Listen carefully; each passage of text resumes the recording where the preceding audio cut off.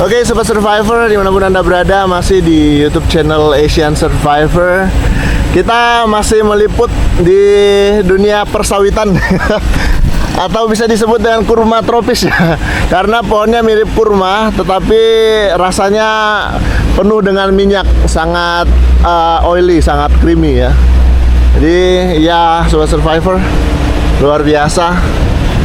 Tanaman monokultur yang dikembangkan di lokasi ini, salah satunya sawit ya.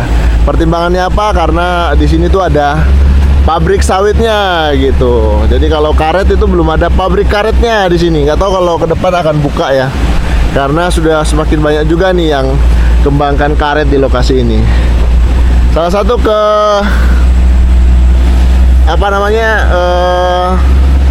keuntungan kita berada di sekitar sawit itu biasanya banyak cabai-cabai liar gitu ya. Bukan cabai-cabean loh ya, cabai-cabai liar yang biasanya dipetik oleh siapa? Kak Sari, Mas Manto, terus juga Bu Sagam. Nah, biasanya mereka mencari cabai-cabai itu di antara hutan-hutan semacam ini, hutan-hutan sawit gitu.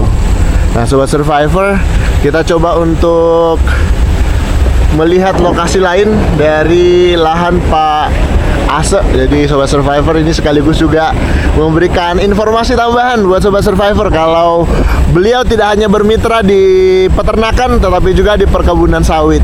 Semoga ke depan juga mungkin Anda yang punya lahan luas tapi belum produktif ini bisa memilih jenis tanaman ini dengan sistem mitra sehingga tidak terlalu capek, tidak terlalu pusing memikirkan pengeluaran perawatan sawit, tetapi mungkin lebih santai dengan menantikan setiap bulan pemasukan melalui hasil panen sawit, Sobat Survivor. Ini kita masuk ke lokasi yang berbeda yang akan kita kunjungi, dan memang Pak Ase seperti yang dijelaskan di konten sebelumnya bahwa memang salah satu pendapatannya yang kadang juga digunakan bukan hanya untuk keluarga tetapi juga untuk bisa membantu masyarakat yang membutuhkan itu ya melalui hasil panen sawit di lokasi ini. Luar biasa Sobat Survivor, dan ini memang jauh lebih baik ketimbang investor asing yang masuk lalu kemudian menitipkan dananya untuk berinvestasi sawit sih ya. Itu adalah pendapat pribadi dari saya, dan boleh setuju boleh tidak juga gitu. Baik Sobat Survivor, kita masih jalan-jalan ini. Sawitnya ini jauh lebih subur ketimbang dikelola sendiri ya. Maksudnya kalau secara mitra maka lebih subur seperti ini nih. Batangnya besar-besar, walaupun di lahan yang sama, di tempat dimana saya lihat banyak sawit-sawit yang kerdil gitu ya. Karena walaupun lahan subur, tapi kalau nggak didukung dengan pupuk dan perawatan yang maksimal, maka hasilnya juga jangan harap bisa maksimal seperti itu Sobat Survivor. Nah, luar biasa.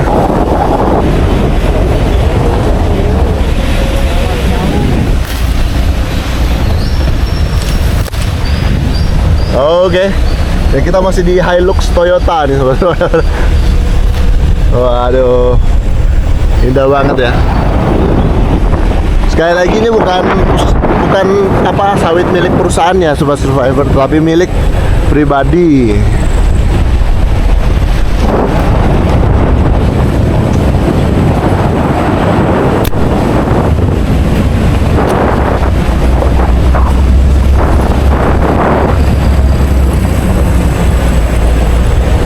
Nah, biasanya pondok-pondok pekerja itu di sini seperti ini nih Sobat Survivor. Banyak juga tenaga kerja Indonesia yang kemudian ke Malaysia itu sebagai penjaga sawit, perawat sawit ya. Oke, ini kebetulan kita di salah satu pondok ini yang kita mau stop dulu. Nah, ini pondoknya nih. Ada pekerja sawitnya di sini. Oke. Oh, ikut Pak. Dia di dalam aja Pak, boleh. Nah, ini jauh di dalam hutan Kalimantan itu ada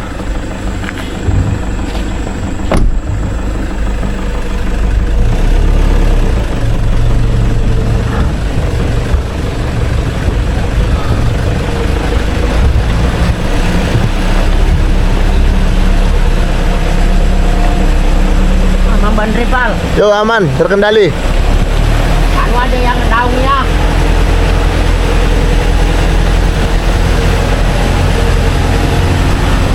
Jadi sepanjang mata memandang tuh sawit semua. Jadi banyak warga-warga asli Kalimantan tuh yang sebenarnya punya lahan yang luas gitu dan belum bisa produktif secara maksimal karena mereka sistem berpindah, dan itu memang merupakan bagian dari kearifan lokal masyarakat asli Kalimantan untuk menanam padi seperti itu. Oke, tapi sebagian juga warga-warga Dayak gitu ya, warga Belungan yang sudah mulai menanam sawit juga gitu.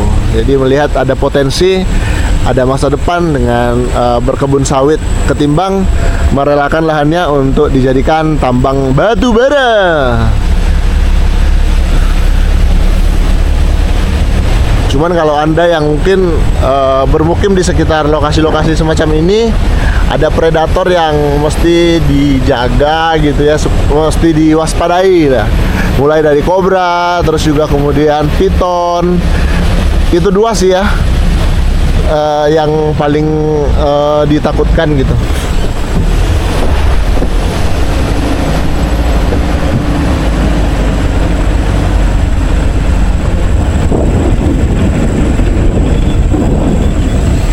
Sebelahnya ada hutan, tapi kayaknya sudah ada sawitnya dalam, belum dibersihkan aja.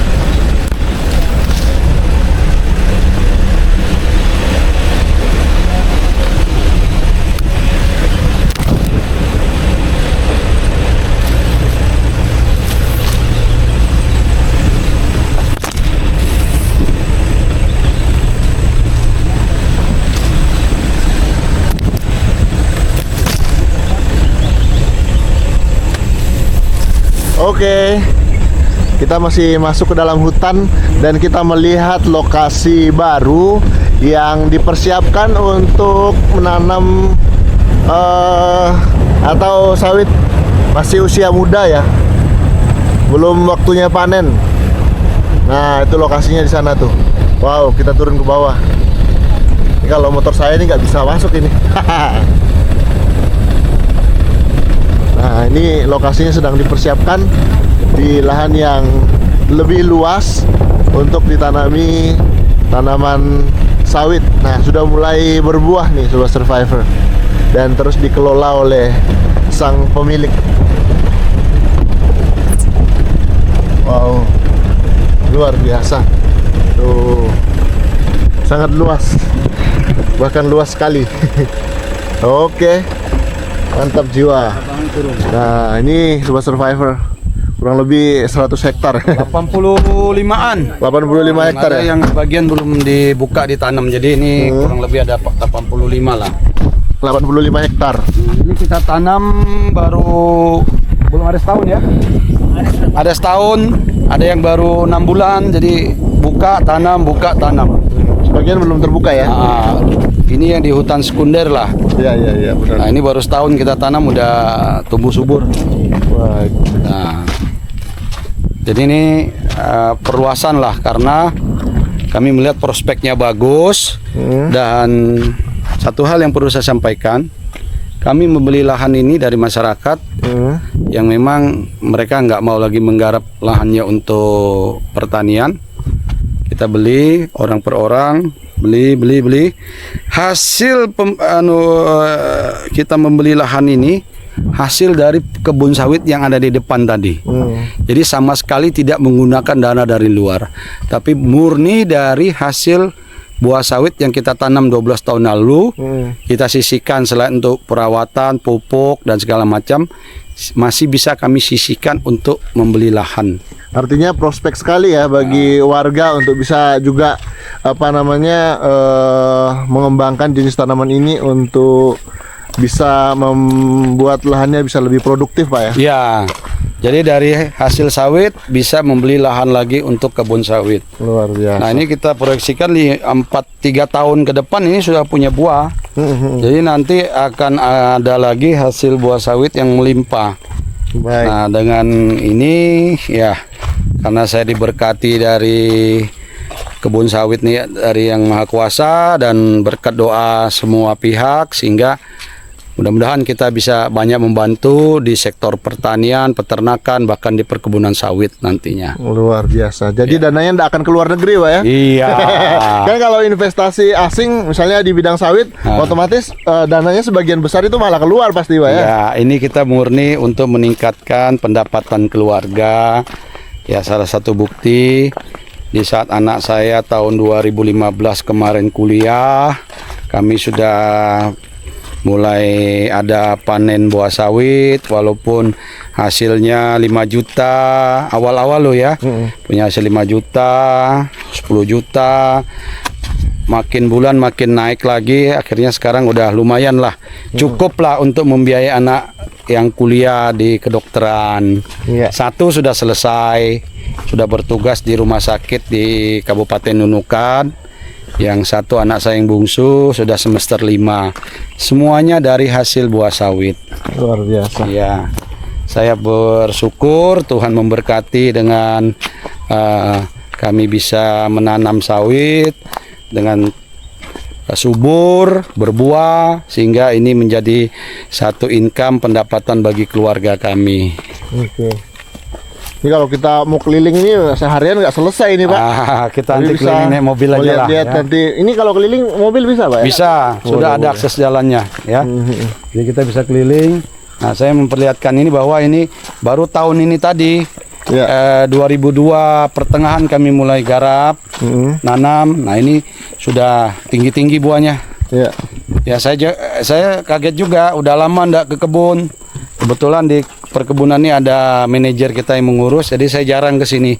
Ternyata yang ditanam baru-barusan sudah kayak begini. Sudah belum 1 tahun. Dan ini pun bibit buah sawitnya kami dapatkan dari perusahaan yang kami setor. Tandan buah segar. Kami dapat semacam keringanan, dipinjami bibit, nanti dibayar cicil lah dari hasil buah sawit yang ada. Ya, dengan catatan harus membeli sawitnya ke sana. Ya, itu aja, nggak apa-apa. Kita harus komitmen. Namanya kita dibantu, saling menguntungkan. Kita juga harus komitmen, jangan ingkar dengan kesepakatan. Betul sekali. Nah, ini Sobat Survivor bisa dilihat, ini berada di lembah, Pak ya. Tuh.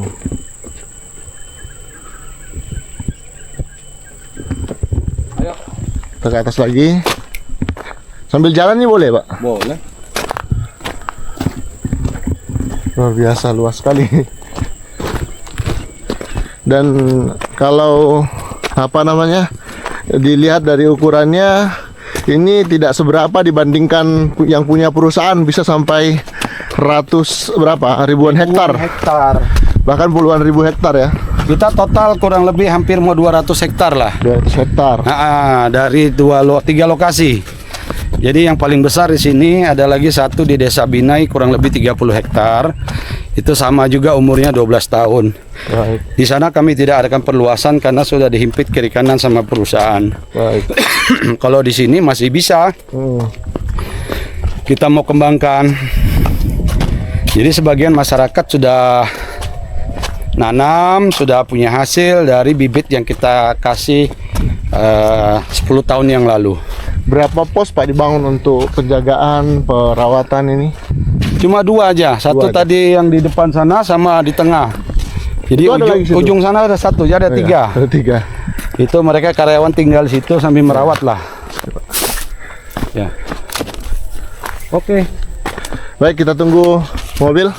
Oh, lewat ke atas. Ya. Kebetulan sudah mau hujan. Baik Sobat Survivor, jadi itu cerita kita. Jadi selain sawit yang sudah berbuah tadi di konten sebelumnya, kita juga bisa melihat sawit yang sedang dalam proses pertumbuhan di sini. Kita duduk di belakang nggak? Boleh? Bisa kan naik? Ya. Oh, ikuti aja dia. Patahannya tunjuk jalan. Patahan depan, Pak.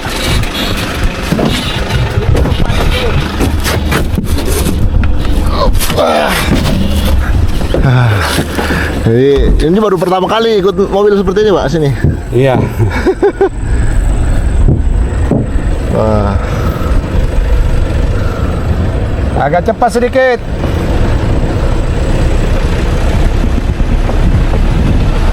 Jangan terlalu lambat.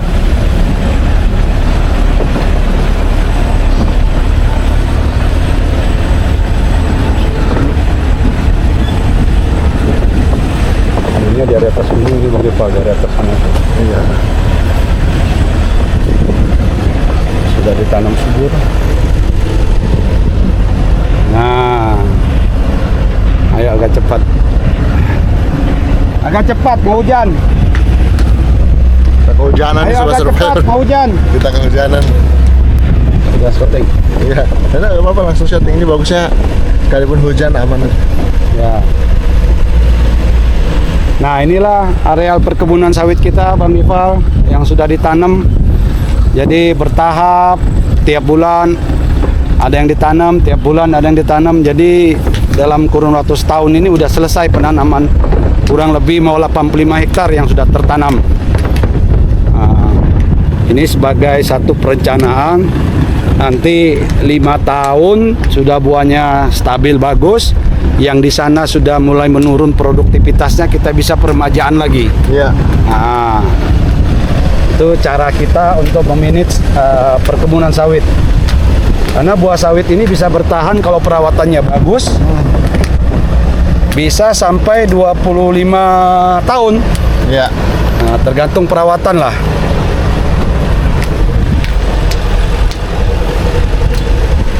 Nah, fotoing ini sudah. Sudah. Bisa kelihatan lah ya.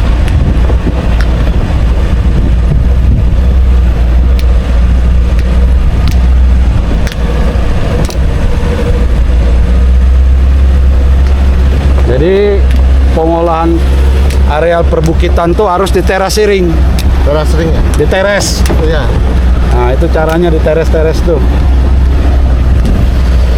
Nanti setelah sawit mau besar, sudah mau panen, kita akan buat jalan tikus, jalan-jalan produksi. Iya. Kalau ini kan jalan porosnya. Nanti kita akan buat jalan-jalan produksi, jalan-jalan untuk gerobak, untuk mobil kecil masuk, Iya. supaya pengangkutannya lebih mudah. Wow. Keren banget nih Sobat Survivor. Ya, setting lah dulu. Iya. Bisa terlihat dari sini sambil jalan aja boleh. Oke, jalan. Nah, Nah, ini. Nah, itu lurus-lurus, rapi, ya kan? iya. Tuh loh. Rapi-rapi dah.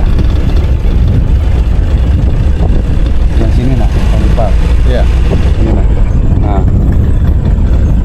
Jadi dia per 10 meter jaraknya. Iya.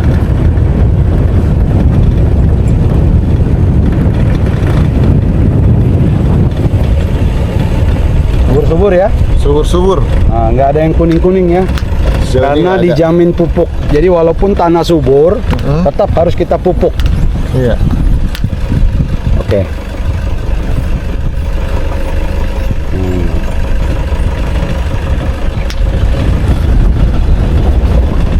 Ini tidak terasa 2-3 tahun lagi kita sudah bisa panen.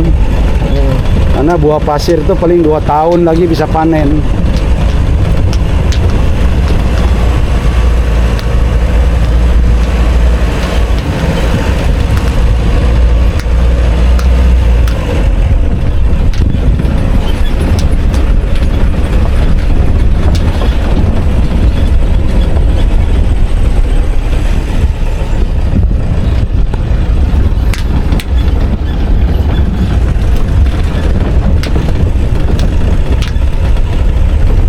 Kalau dirawat pohonnya cepet.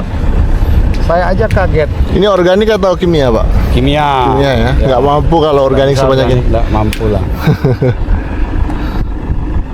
Kenapa berhenti? Hah?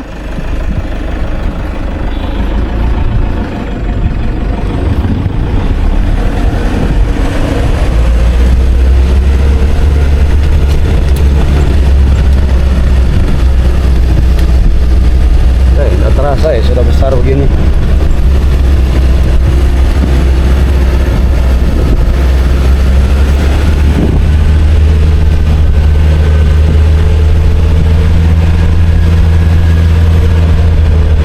Perusahaan aja kaget ngelihat kami cara merawat kok beda. Iya, Mungkin mereka tanam ribuan hektar kan pengawasan. Iya. Nah, kita yang sedikit ini bisa memanage dengan baik. Nah, beda dengan perusahaan. Mereka padahal bibitnya sama dari mereka. Mereka datang tinjau, wah kaget mereka lihat hasil pertumbuhan. Kita punya kebun sama mereka punya, padahal bibit dari mereka. Ini ketika ditanam dilobangi ditaruh pupuk dulu atau gimana, Pak? Ya, kita lobang kasih pupuk di bawahnya, kasih kapur, kasih pupuk dasar supaya setelah dia stres langsung bisa menyerap pupuk yang kita udah siapin di bawah. Nah, setelah itu per 3 bulan kita pupuk di sekitar tanaman. Jadi sawit itu per 2 atau 3 bulan harus kita pupuk.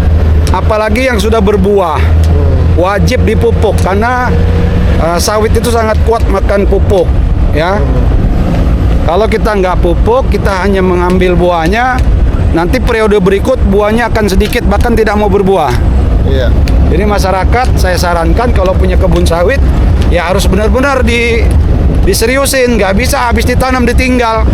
Kayak tanaman buah lain-lain tuh nggak bisa. Sawit dia punya perlakuan khusus. Kadar airnya harus cukup.